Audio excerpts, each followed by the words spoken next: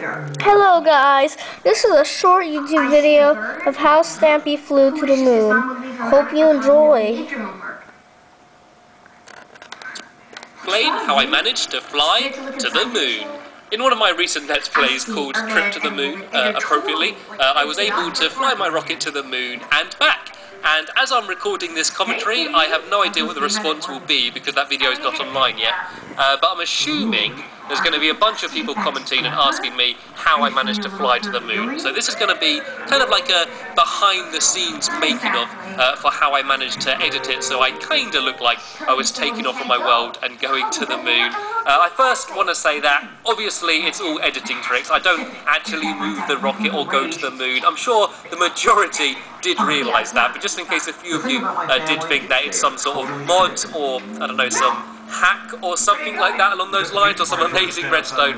No, it is all just done through editing, but you'll all understand exactly how I did it in a few minutes. But I suppose I should start off by saying how the moon was able to be in the first place, how I built the moon. And it is built, I don't use the end or anything like that, like some people might have thought.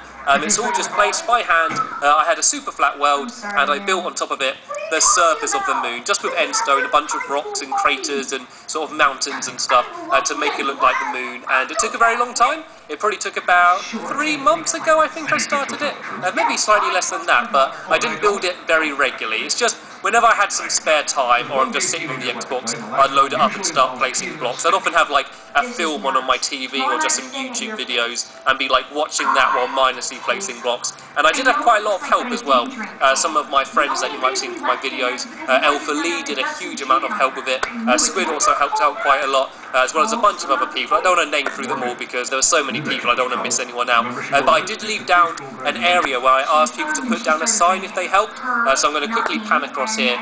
So yeah, all of these people helped in some way building the moon, or maybe they just joined and put down a sign, I don't know. There's quite a lot of people that just sort of played around and was building their own things on the moon, which I had to get rid of, or making a bakery and all sorts of other funny stuff. So we did have a laugh while we were building this, but it's just a massive area of end stone, which is meant to look like the surface of the moon. So that was relatively simple. I also had to build my rocket again, which sounds quite simple, but it was a bit annoying having to keep going back and looking through my old videos to try and get all the blocks exactly at the right, and like I filled up all of the chests with all of the same items and everything, so recreating the rocket took a little bit longer than you might expect, although it was much easier building it in creative mode rather than survival like I had to on my lovely world. So I did it. I now have my moon. All I need to do now is try and find a way of getting to it. And so what I did is I started a Let's Play like I normally did.